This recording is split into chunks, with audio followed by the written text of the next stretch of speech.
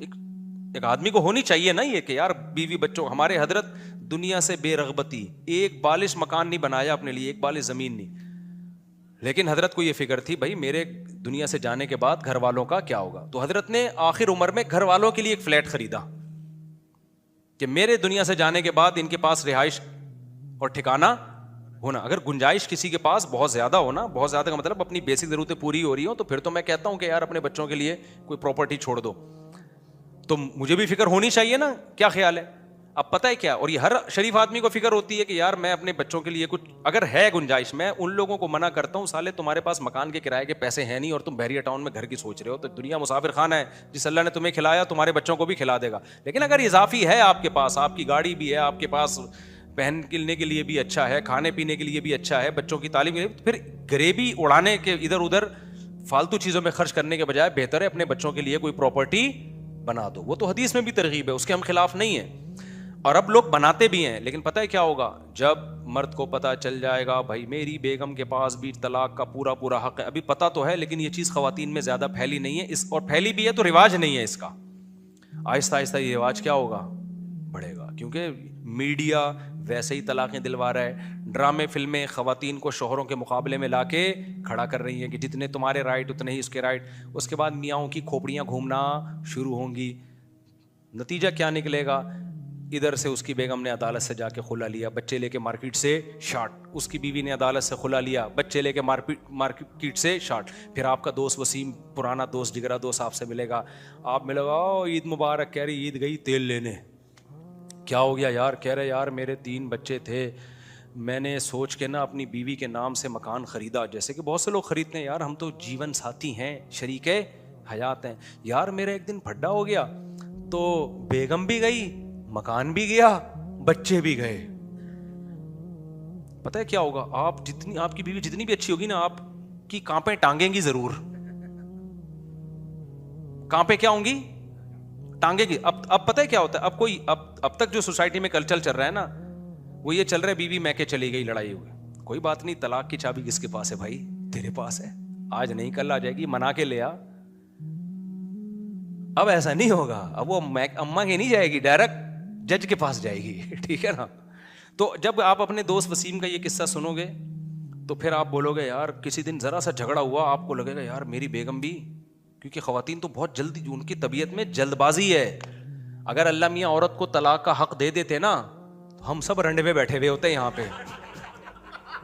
حقیقت بتا رہا ہوں میں, حقیقت بتا رہا ہوں میں, کیونکہ عورت کو غصے پہ اتنا قابو نہیں ہے جتنا مرد کو ہوتا ہے. کمزور بنایا نا اللہ تعالیٰ نے اس کو, تو دھڑ دھڑ دھڑ طلاقیں دیتی, پھر روتی پھرتی بعد میں, دھڑ دھڑ دھڑ. ہم سب بیٹھے ہوتے ہیں, بیگم یہ کیا ہوا, یہ تو پروگرام ہی بڑھ گیا سارا, یہ تو شکر ادا کر. مرد ہمارے پاس طلاق کے بہت کیس آتے ہیں, لیکن اگر اوور آل جتنے خاندان ہیں ان کو دیکھا جائے تو وہ 1% بھی نہیں ہوتے, 1% بھی نہیں. کیونکہ مرد کو جتنا غصہ آتا ہے 99% آدمی کنٹرول کرتے ہیں کہ یار یہ زبان سے نہ, کتنا گالیاں دے رہے ہوتے ہیں, مار پیٹ رہے ہوتے ہیں, مار کھا بھی رہے ہوتے ہیں, کوٹ بھی رہے ہوتے ہیں, بھاگ گئے, کتنے کیسے صبح شام آتے ہیں. اب آپ کہو لوگوں کے, علماء کے پاس تو بہت طلاق کے کیس آتے ہیں, لیکن اگر اوور آل ریشو نکالا جائے تو مسلمانوں میں ڈیورس کا ریشو دوسری قوموں کے نسبت سب سے کم ہے. لیکن اگر یہ ہو گیا نا تو وسیم بھائی کے حالات سن کے آپ بولو گے اچھا, تو آپ بولو گے بھائی اتنا بیگم کو فری نہ کراؤ کہ پراپرٹی دے دو. پھر آپ بولو گے بچے روکو, بچے روکو. ایسے میرے پاس کیس ہیں, ایک آدمی کی شادی ہوئی ہے, بچے ہی نہیں پیدا ہونے دے رہا, کہہ رہا 5 سال پہلے اس کو دیکھوں گا میں بیگم کو. یہ میں سچے واقعے سنا رہا ہوں کہ یار یہ رہتی بھی ہے, ایسا تو نہیں کورٹ سے خلا لے کے بھاگ جائے. یہ باہر ملک کی بتا رہا ہوں کیونکہ وہاں رواج ہو چکا ہے نا. میں نے کہا یار تو اپنا بھی نقصان کر رہا ہے, اس کا بھی کر رہا ہے. کہہ رہے کیا کروں, اگر ایک آدھ بچہ ہو گیا یہ تو شیر ہو جائے گی, کیونکہ 18 سال تک کا بچے کا خرچہ کون اٹھائے گا؟ باپ. کہہ رہا میں خرچہ دیتا رہوں گا, بچہ میرے کسی کام کا نہیں ہے, اور 18 سال یہ میرے خلاف ورغلا بھی سکتی ہے اس کو. یہ میں وہ واقعات بتا رہا ہوں جو میں نے اپنی آنکھوں سے دیکھے ہیں. میں لمبی لمبی پھینکنے کا عادی نہیں ہوں, نہ چھوٹی پھینکنے کا نہ لمبی پھینکنے کا. یہ وہ بتا رہا ہوں جو نظر آ رہا ہے, کیونکہ ہم بند کمرے میں نہیں رہتے ہیں, ہم ٹریولنگ بھی کرتے ہیں, لوگوں سے ملتے بھی ہیں. جو مارکیٹ میں ہو رہا ہے نا میں یہ بتا رہا ہوں, اور یہ آپ کے ساتھ بھی کل ہوگا. اللہ نہ کرے ہو, لیکن ہو سکتا ہے آپ کے ساتھ. پھر خون کے آنسو رو گے تم کہ یار مفتی صاحب صحیح کہہ کر گئے تھے.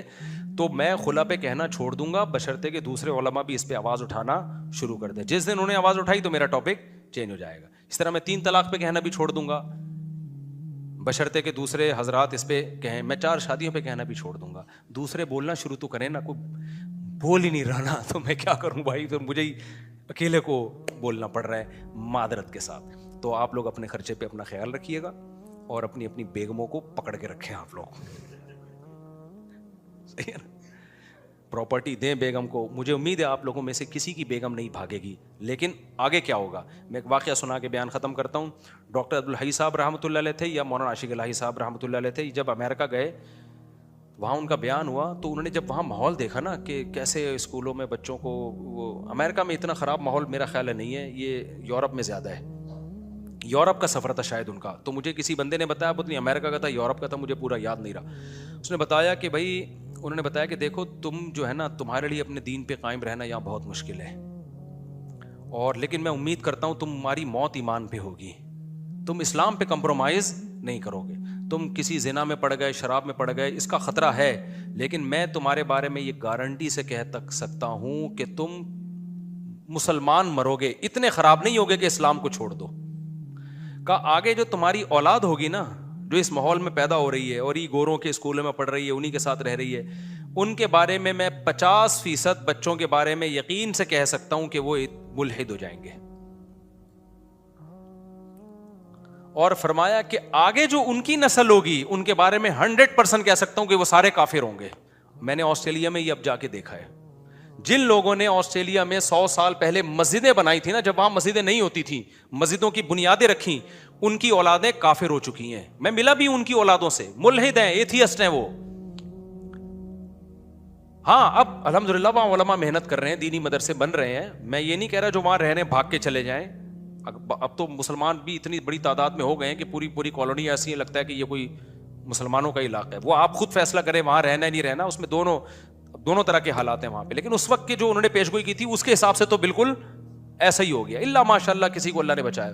تو خوب سمجھ لو یہ جو عدالتی خلا چل رہا ہے نا مارکیٹ میں, اس کے سائڈ افیکٹ آج جو ہوں گے نا وہ 5 سے 6% ہوں گے جو آنا شروع ہو گئے. جو 5 بچوں کی بیگم نہیں خلا لے کے مارکیٹ سے شارٹ ہو رہی ہیں, ابھی آنا شروع ہو گئے ہیں. لیکن آپ کی اولادوں میں بہت بڑی تباہی آنے والی اگلی نسل میں, اور اس کے بعد جو نسل پیدا ہوگی اس میں اور گوروں میں کوئی زیادہ فرق نہیں ہوگا. سمجھ رہے ہو, اس میں اور گوروں میں, گوروں کے ہاں بیوی اور گرل فرینڈ سیم رشتہ ہے, کوئی فرق نہیں.